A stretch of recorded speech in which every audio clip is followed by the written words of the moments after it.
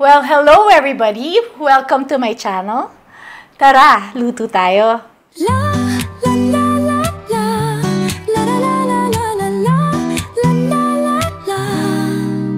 Chopping veggies on the board, tears do fall, it's onions. So today we're gonna cook beef mechado. It's an original Spanish dish.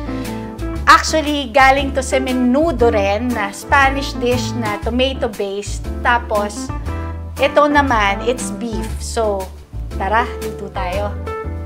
So, just like with any other dish, we start by with the oil.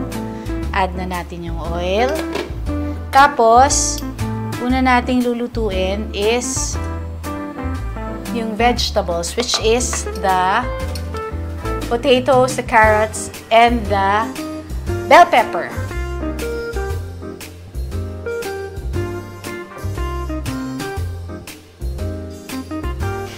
So, unahin natin yung potato. So, kaya natin pinipre-cook yung patatas kasi para ma-retain niya yung structure ng patatas. Maganda pa rin yung itsura niya. Kasi diba, ang mechado, it takes a long time para maluto and lumambot yung beef. So, kaya natin pina-fry para pag sinama mo na siya sa mechado, maganda yung itsura niya. Ma-retain niya yung form ng patatas. Kasi may danger yung patatas na maduro pag hindi mo pinirito.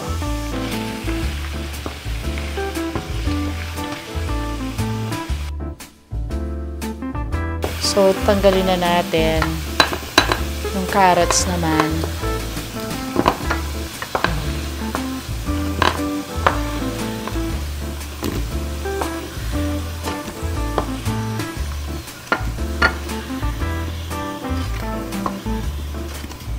Tapos, yung carrots.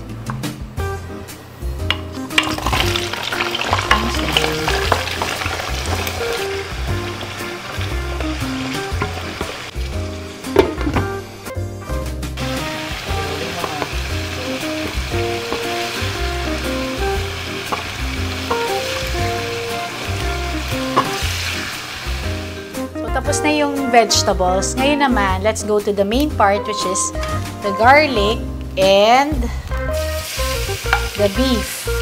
So, yung beef, minarinate ko na siya overnight. The best talaga overnight. If you can't marinate it for at least 24 hours, siguro pwede na mga 4 hours para at least pumasok yung lasa ng marinate sa beef. So, yung marinade na ginamit ko, kasi this is 3 kilos of beef, I used 1 cup of Worcestershire sauce, tapos half a cup ng Knorr seasoning, and half a cup ng toyo. Kasi medyo marami yung 3 kilos. Kaya ganun karami yung marinade. Tapos, nilagyan ko ng 3 lemon juice. Pag brown na, we add the onions. So, this is 4 pieces of onions. And then, we add the tomatoes.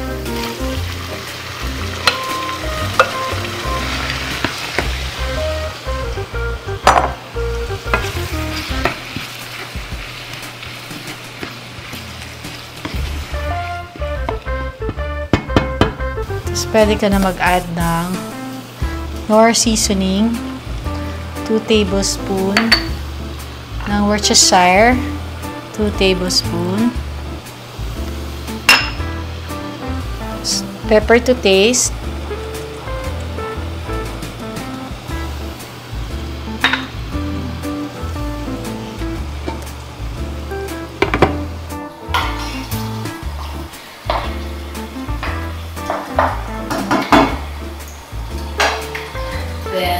and then 1 beef cube.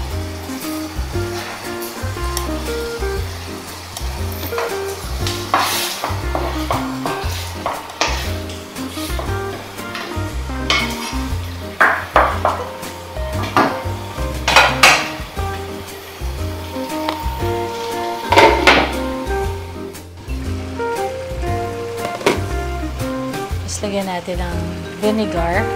Apple cider. The apple cider makes it less susceptible sa panis or spoilage. Kaya natin ito nilalagay. Tapos we make sure na super cooked siya para hindi hilaw yung vinegar. So after ng veggies, yung ano naman, beef naman ang ipa-fry natin.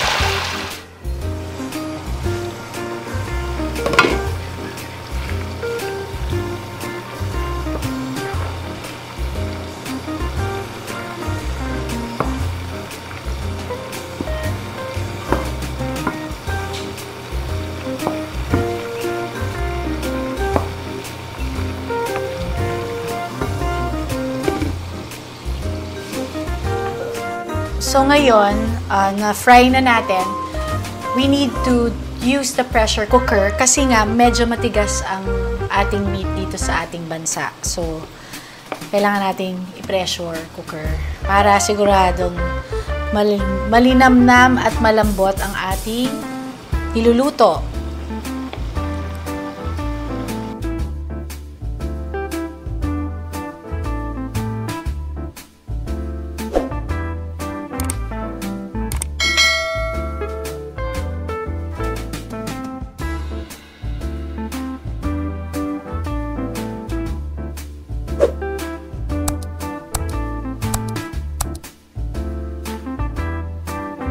I just added 4 tablespoons of tomato paste, and then I'll add some bell pepper and siling haba.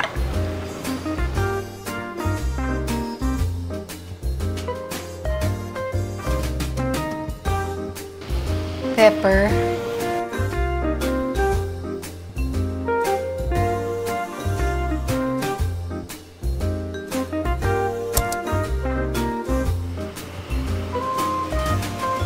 Just let it simmer.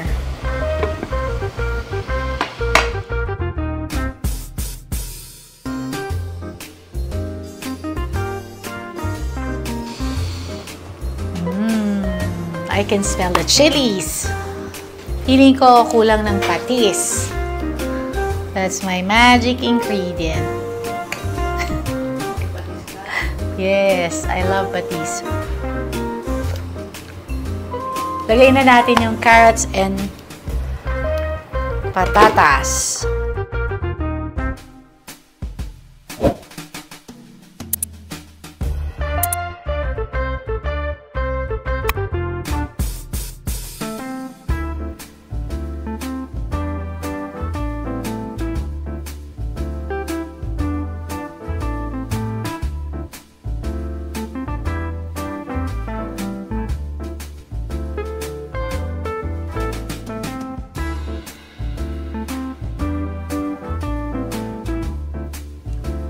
So, recap lang natin yung mga ingredients.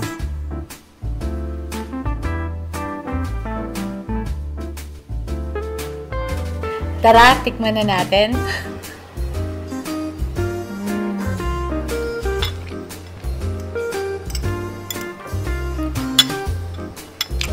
Sarap na, malambot na. Tama lang yung alat. Pero kung ako to, more patis. But, masarap na siya. Thank you for watching. Don't forget to like, subscribe, and share. See you sa next vlog!